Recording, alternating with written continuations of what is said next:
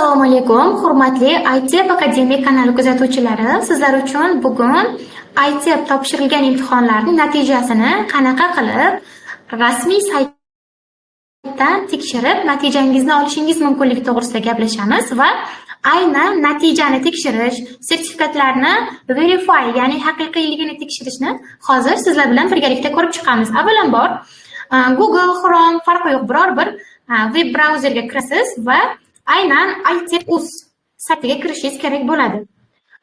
ITEP.uzga kirasiz va kirganingizdan so'ng oynada View Score degan bo'lim chiqadi azizlar. Mana View Score bo'limiga o'tgan paytingizda sizda quyidagicha oyna paydo bo'ladi.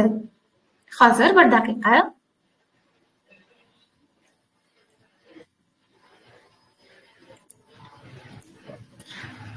Mana quyidagicha oyna paydo bo'ldi. Siz bu yerda ko'rib turibsiz, Government ID number yozishingiz kerak. Ya'ni Government ID number degani siz imtihonga olib kirgan rasmiy hujjat. Kimdir driver license, ya'ni haydovchilik guvohnomasini bilan kirgan bo'lishi mumkin. Kimdir pasporti bilan, kimdir zagran pasporti bilan kirgan bo'lishi mumkin. Siz o'sha qanaqa hujjat bilan kirgan bo'lsangiz, o'sha hujjatni seriyasini va raqamini kiritishingiz kerak bo'ladi. Misol uchun ko'pchilik pasport bilan kiradi. Keling ko'ramiz. Biror bir natijani tekshirib ko'ramiz hozir.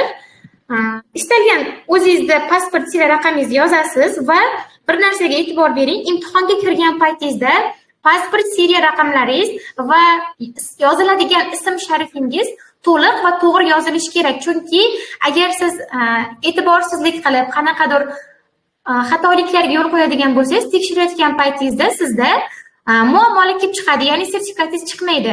Ya'ni boshqa profilga o'tib qolgan bo'ladi. Misol uchun ko'pchilikda muammolarni ko'rganman. Mana bu yerda AD emas, AB qilib ketishi mumkin, adashgan payti, shoshgan payti. Xo'p, keyin o'rtasidagi tugmaga qaraymiz. Bu yerda siz testni tekshirishingiz mumkin familiyangiz bilan, xohlasangiz first name ismingiz bilan, xohlasangiz birthday tug'ilgan kuningiz bilan, xohlasangiz test ID raqami bilan. Test ID raqami ko'pchilikda bo'lmaydi, chunki test ID raqami bilasiz, login parol shaklida faqat test markazi xodimlarida bo'ladi. Shuning uchun men maslahat berardim, familiya yoki ismingiz bilan tekshirsangiz ishonarliroq va tezroq chiqadi. Chunki test ID raqami hech qaysi bir kandidatga berilmaydi test takerga. Misol uchun first name ism bilan tekshirishni bosib, aynan imtihonda qay tarzda kiritgan bo'lsangiz ismingizni xuddi o'sha holatda kiritishingiz kerak. Misol uchun ba'zilar hammasini capital letter, katta harf bilan kiritgan bo'lsa, katta harf bilan, kichkina harf bilan bo'lsa, kichkina harf bilan, ya'ni imtihon topshirayotgan paytingiz qay holatda yozgan bo'lsangiz, xuddi o'sha imloviy jihatdan ham bir xil qilib yozishingiz kerak. Ba'zilar bo'ladi, imloviy jihatdan xato yozib qo'yish mumkin shoshgan payti. O'shani eslab qoling, imlosiz, ya'ni imloviy xatosiz qilib yozishingiz kerak bo'ladi imtihon paytida. Va ma'lumotlarni kiritganingizdan so'ng search tugmasini bosasiz. Hozir search tugmasini bosgan paytingizda sizda mana natijangiz kelib chiqadi va view bo'limini ko'radigan bo'lsangiz, sizda sertifikatingiz chiqadi.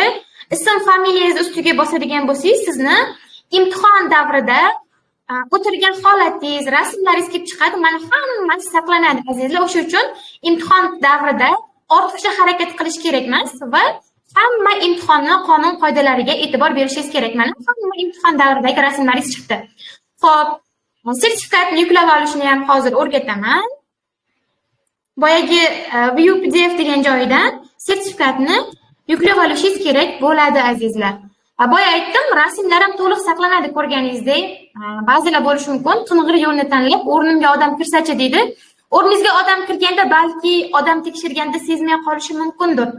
Kanadaliklar ham balki sizni farq olmay qolishi mumkindir, lekin azizlar, sizni bazada rasmiy saqlanadi. Mana score reportni bosasiz, view degan joyidan sizni mana PDF shakldagi sertifikatingiz chiqib keladi azizlar. Mana to'la to'kis chiqib keldi. Mana bemalol yuklab olib ishlatishingiz mumkin. Mana shu tugmadan mana download tugmasi bor, skachat, ya'ni bosasiz, avtomatik ravishda kompyuteringizga yoki telefoningiz bo'lsa, telefoningizga saqlanib bo'ladi azizlar. Hammaga rahmat e'tiborlaringiz uchun. Yana qanaqadir yordam, savollaringiz bo'lsa, bemalol yo'llashingiz mumkin bo'ladi.